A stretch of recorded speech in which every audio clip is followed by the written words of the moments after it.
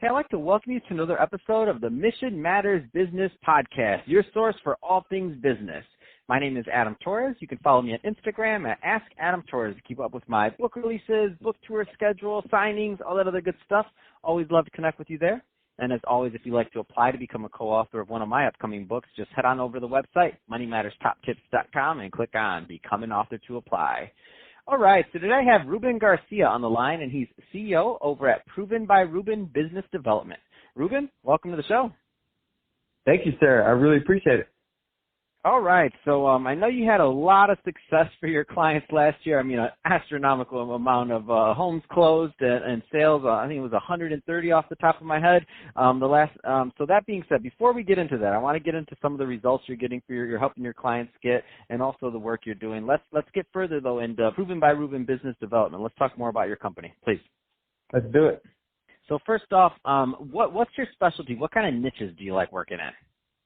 Yeah, so what I like to do is call myself CIA, right? So I do the coaching consulting side of the business. We do real estate investing, and we also do the A, which is the agent side of the sales side of the business, helping people buy and sell their home. So very much real estate is my niche, but we do consulting investing along with the agent sales side. So what kind of clients, what kind of demographic, what kind of areas do you like working in? Well, yeah, funny you ask, because anytime that we're talking to anyone, we are constantly letting them know that we are both locally and nationally. So I just got another coaching client today, and she is not in this state. When we talk about real estate investing or even the sales side of real estate, we can do business in any state across the nation. So please give us a call. That's what we do. We want to make sure that we are there to help our people no matter where they are located. Let's get into a little bit deeper into your coaching process. Tell us a little bit more about that. All right. So first meeting, what we do is we have a conversation about what they want to accomplish. Okay. Their goals, and this could be numbers. This could be they want a new house. This could be that they want more time. This could be that they want that vacation home, that brand new car. It really doesn't matter what that goal is. What's most important and what we end up getting down to is what about that goal is important to them. So we go really fast track to what their why is, and then once we find that, we're able to break down the numbers, and then we are able to hold them accountable to the numbers, the business side, and scaling up their business or selling their business down the road so that it can fund their why. But very much our first meeting is talking about their goals and what about those goals are important to them. Okay, so let's say now they have their goals established. You've had a good, you have that why solidified. What's next? Okay, so did you say they hit their goal?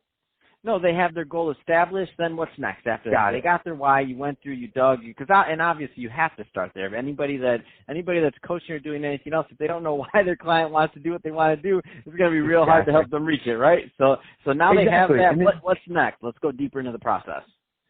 Yeah, no worries. So right when we do that, what we're going to do is, like I said, we're going to break down the numbers. We're going to figure out all what that looks like. And depending on what their organization looks like, it could be just one person or it could be a team, a firm, which are obviously larger organizations. And the first thing that we want to do is really move into, especially if it's a larger organization, we start moving into what the standards that they hold for themselves and their vision. And then what we'll find is that, there are people that don't belong in that vision, just isn't a good fit. And you'll see more often than not that we have to get rid of dead weight or people that don't really align with the vision that you told me that you wanted to accomplish. So one of the biggest things is we have to raise the standards for themselves and for their business, for their people. So where do you find, and and I know this is going to vary from client to client, industry to industry, how far along they are in their career or not. What do you find are some of the common challenges that clients have or they're having prior to working with you? What are some of those common themes? Yeah, so one of the things that I run into a lot is that they believe that they're the only person in their business that can do certain processes, okay? And then so I suffered from that one for a long time, Ruben. It stunted my growth for almost a year until I was like, wait a minute, just relax, Adam. So I'm raising my hand. I was that guy. Go ahead. Yeah, and you're exactly right. I would say that's 90% of the people that I'm working with. And one of the things that we have to have a conversation about is that the clients aren't really necessarily attracted to them as much as they are attracted to their high standards in their business. And if we could duplicate those high standards, if we could have systems, if we could have models to those higher standards within their business, then we can bring in talent, by the way, potential or proven talent. We will work with them. We will see what this looks like. We will put them through certain barriers within the business to make sure that they belong in that world. But we're going to bring them into the business, and then we're going to have them execute those systems, which will find more often than not that they do it way better than us because it becomes their one thing, while us as the business owner are concentrating on a lot at one time. We just need to figure out the system, the model to leverage off to talent so that we can scale up in our business. But that's the biggest thing. You know, they believe that they're the only ones that can execute these type of things.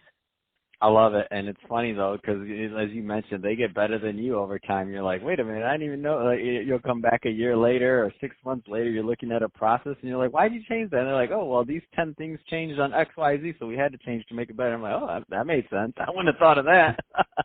It's their one thing. It's all 100%. 100%. While you're concentrating on the vision, while you're concentrating on bringing on more talent, while you're concentrating on taking over more market share, that's their one thing. They will do it better than you, for sure. That's amazing. So let's talk about this number, 130 units closed for some of your clients in 2019. First off, congrats. That's amazing. You have great clients, and I know you're working together well. Let's talk about a little bit more about what you think contributed to that success. Yeah, so I would just say that's just one team.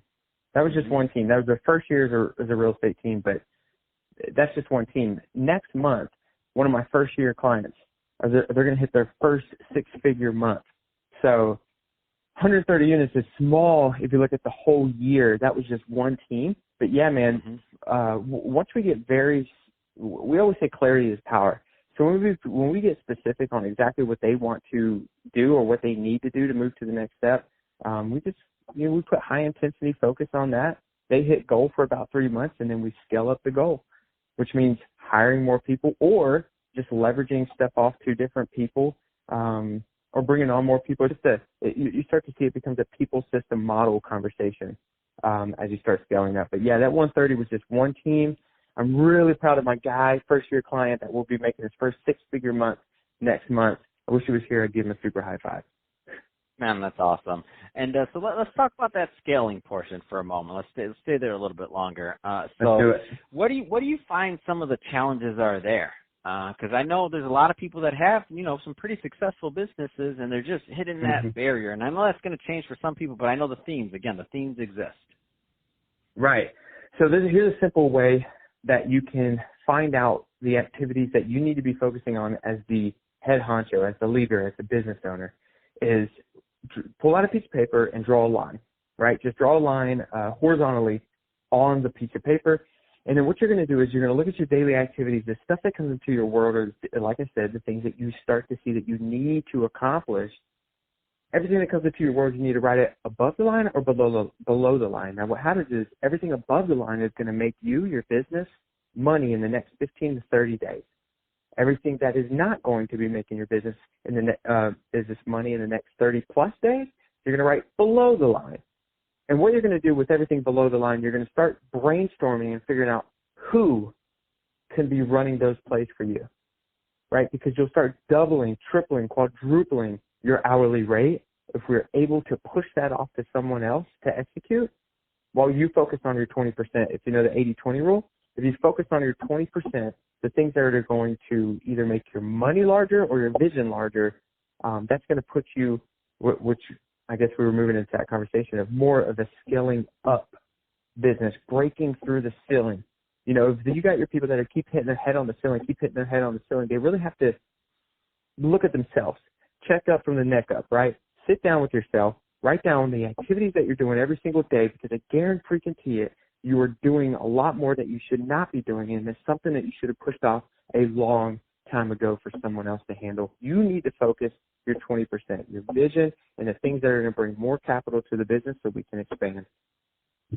Man, I love you. You got me all fired up here today, Ruben. I was hoping this guy goes off. For the listeners, let me tell you, if you're ever fortunate enough to work with Ruben, he's got the best voicemail I've ever heard. I just want to call it in the morning as my wake-up call. He's got so much energy and he's so on fire. I'm like, oh, let me just call that voicemail. Send me the voicemail, Ruben. It's me. I just want to hear it.